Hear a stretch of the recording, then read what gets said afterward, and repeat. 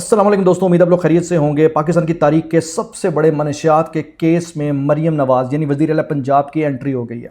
अब मज़ेदार बात जहाँ पर यह है कि जैसे ही मरीम नवाज़ की एंट्री की खबर कोकेन कोइन यानी अनमोल उर्फ पिंकी को पहुँचती है तो उसके पाँव तले से ज़मीन निकल जाती है। अच्छा, अब मरीम नवाज़ को अनमोल उर्फ पिंकी की यानी कोकेन कोइन की जो खुफिया रिपोर्ट दी गई है उसमें किस किस का नाम है और उसमें मज़ीद क्या क्या इंकशाफात हैं और उनके जो साबिक डीएसपी शौहर हैं यानी पुलिस के डीएसपी वो बेसिकली कौन निकले हैं। पहली दफ़ा उनका चर्चा सामने आ रहा है, वो मंजर आम पर आ रहे हैं। अभी इसकी भी तफसील मैं आपके सामने रखता हूँ। और सबसे बढ़कर अनमोल उर्फ पिंकी का मरीम नवाज़ की जानिब से एक्शन के पीछे इमरान खान का क्या मामला निकल रहा है या बुशरा बीबी का क्या मामला निकल रहा है, ये सारी बातें वन बाय वन तमाम आपके सामने रखने जा रहा हूँ। लेकिन उससे पहले दो बड़ी अहम खबरें सुन लें जो इंटरनेशनल एक सिनेरियो बन रहा है। पहली खबर यह है कि पाकिस्तान ने एक बड़ा ज़बरदस्त मिसाइल फायर किया है और उस मिसाइल फायर ने इसराइल के अंदर तबाही मचा दी है।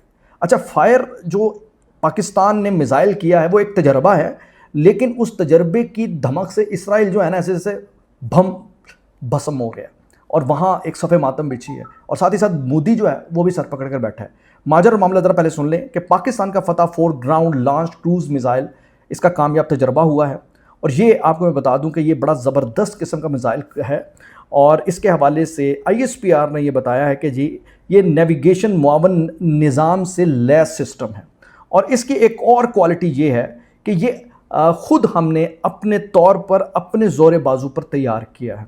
और इस हवाले से मौजूदा टाइमिंग क्यों इंपॉर्टेंट है? मौजूदा टाइमिंग इसलिए इंपॉर्टेंट है कि एक मरतबा फिर जो आलमी मंजरनामा है उसमें ईरान अमेरिका एक दूसरे के साथ जो आमने सामने हैं। अमेरिका इस वक्त या अमेरिकी सदर इस वक्त चाइना के अंदर मौजूद हैं और कहा यह जा रहा है कि हो सकता है वो पाकिस्तान आएँ, क्योंकि एक मरतबा फिर पाकिस्तान के अंदर इस्लामाबाद टॉक्स या आलमी अमन मुज़ाकरात का सिलसिला शुरू होने जा रहा है, क्योंकि अभी पूरी दुनिया जो है एक बड़े खौफनाक जंग के दहाने पर ही खड़ी हुई है। स्टेट ऑफ हुर्मुज़ बंद है। तो आप ये देखिए कि इस मौजूदा सूरत हाल में पाकिस्तान वाहिद वो मुल्क है जिस पर पूरी दुनिया इत्तफ़ाक़ करे। शायद इंसानी तारीख़ में इस तरह की मिसाल पहले ना मिले कि चाइना, अमरीका, रशिया और ईरान, सऊदी अरब, तमाम जो ममालिक एक दूसरे के बदतरीन दुश्मन भी हैं, आग और पानी जिन्हें हम कह सकते हैं, वो पाकिस्तान पर आकर मुत्तफ़िक है। यानी हम कह सकते हैं कि Pakistan is the only undisputed country in the world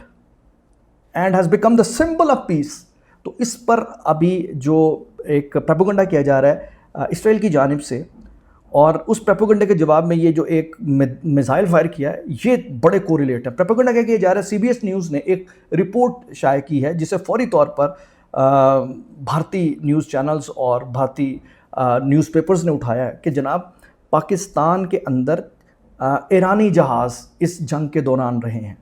तो दूसरे लफ्ज़ों में इसराइल ने ईरान अमेरिका जंग के अंदर पाकिस्तान को इन्वॉल्व करने की कोशिश की है, यानी पाकिस्तान की जो एक गैर जानिबदाराना पोजीशन थी उसको ख़त्म करने की कोशिश की है। तो अब ज़रा गौर कीजिएगा कि इस सारे मरहले और मामले में इस प्रोपेगेंडे में उन्हें मुंह की खानी पड़ गई है, क्योंकि दुनिया इस चीज़ पर एग्री नहीं है। क्योंकि पाकिस्तान जिस तरह एक पीस प्रोसेस को लेकर चल रहा है कि अगर खुदा न खास्ता पाकिस्तान इस पीस प्रोसेस की बजाय एक जानिबदार मुल्क होता, यानी एक फ्रीक बन के लड़ रहा होता ईरान के साथ, इसराइल से या अमेरिका से, तो भाई हम ये गारंटी से कह रहे हैं कि फिर इसराइल ने नहीं होना था। हमने आपस में ये बातें कर रही होती थी कि भाई एक इसराइल नामी रियासत होती थी, मतलब इसराइल एक मुल्क था नाजायज़, जो अभी भी इसराइल नहीं है, फ़लस्तीन है, लेकिन एक मुल्क था यार।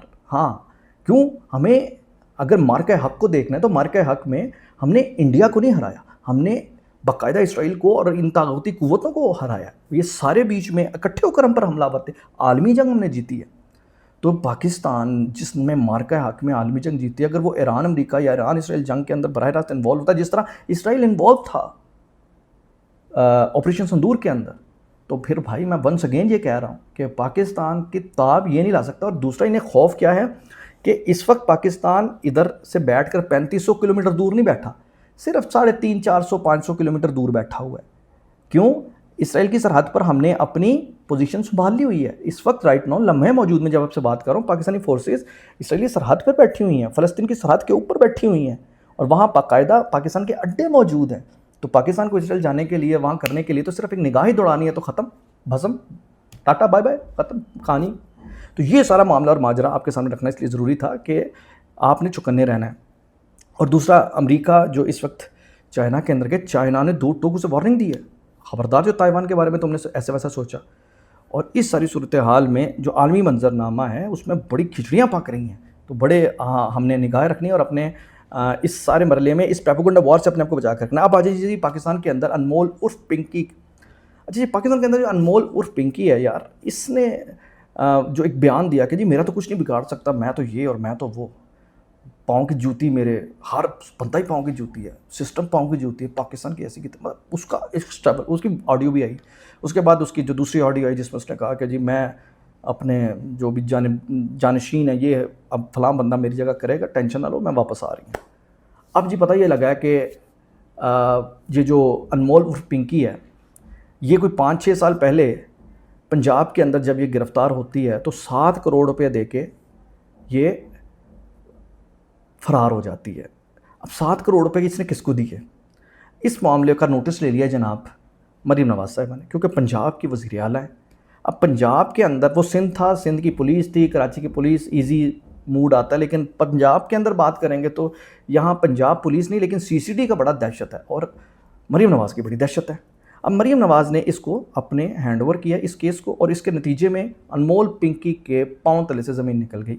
اور CCD کے چیف کو بلا کر جناب انہوں نے انسٹرکشن دے دیے کہ اس کیس کی پوری فائل ایچی بیچی نکال کے میرے سامنے لے کر آؤ کہ یہ جو تھانہ نواب ٹاؤن میں مقدمہ درج ہوا تھا اس انمول عرف پنکی, اس کے بھائی, یہ سارا معاملہ اور ماجرا کیا تھا, اس وقت یہاں سے یہ کیسے نکلی, کس کو اس نے رشوت دی, کیسے یہ سارا کچھ ہوا.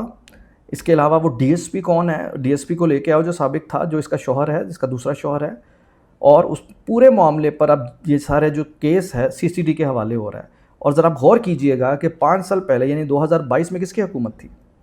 2022 میں عمران خان کی حکومت تھی, اور پنجاب کے اندر جو وزارت اعلیٰ تھی وہ پاکستان تحریک انصاف کے پاس تھی, بزار تھے یا غالباً پرویز الہی صاحب تھے. تو پاکستان تحریک انصاف کی وہ جو فرح گوگی اور یہ سارا معاملہ اور یہ منشیات والا معاملہ ہے, یہ اب پہلے بھی چل رہا ہے. 2021 کی جو رپورٹ یہ آپ ابھی دیکھ رہے ہیں اس کے اندر پناہ گاہوں کے اندر باقاعدہ منشیات دی جاتی تھی. پناہ گاہ جتنا بڑا یہ پروجیکٹ اپنا کریڈٹ لیتے ہیں, یہ ہمارا بہت بڑا کریڈٹ ہے جی. عمران خان نے پناہ گاہیں, بے گھروں کو گھر دیے, تو پتہ چلا وہ ایک گڑھ بن گیا تھا جنسی زیادتیوں کا اور منشیات کا. تو منشیات کی وہاں خرید و فروخت کا انہوں نے بیسیکلی ایک ڈپو بنا دیا تھا ان پناہ گاہوں کو. اسی طریقے سے افشاں لطیف کے مطابق کاشانہ کی جو بچیاں ہیں یا جو یتیم خانے تھے, دارالعمان تھے, ادھر بھی باقاعدہ بچیوں کو یہ منشیات دی جاتی تھی, اور بقول افشاں لطیف کے اس طرح کے نشہ کرا کے انہیں وہاں سے لے کے جا کے ان کے ساتھ جنسی دھندا کروایا جاتا تھا. تو یہ جو انمول عرف پنکی والا معاملہ ہے یہ انمول عرف پنکی والا معاملہ ہے یہ عمران خان کے دور پہ چلا گیا ہے. اب عمران خان کے دور میں اب ایچی بیچی نکلے گی, اور مریم نواز نے چونکہ بیڑا دے دیا CCD کو, تو فل فرائی یا ہاف فرائی اب دیکھتے ہیں کیا بنتا ہے. لیکن میں سمجھتا ہوں نہ فل ہونا چاہیے نہ ہاف ہونا چاہیے, کیونکہ پنکی ایک مہر ہے. اس پنکی کو لے کر ابھی وہ نام جو اس وقت اندر ہی اندر پریشان ہے کہ یہ اگر اگل گیا اس نے ہمارا تو ہم تو سارے مر جائیں گے. بڑے بڑے عہدوں پر جون سے بھی لوگ بیٹھے ہوئے ہیں, تو بہت سو کی نیندیں آرام ہوئی پڑی ہیں جن کی ایما پر پنکی اس لیے پھدک رہی ہے کہ اسے پتہ ہے کہ میں مری تو یہ مرے.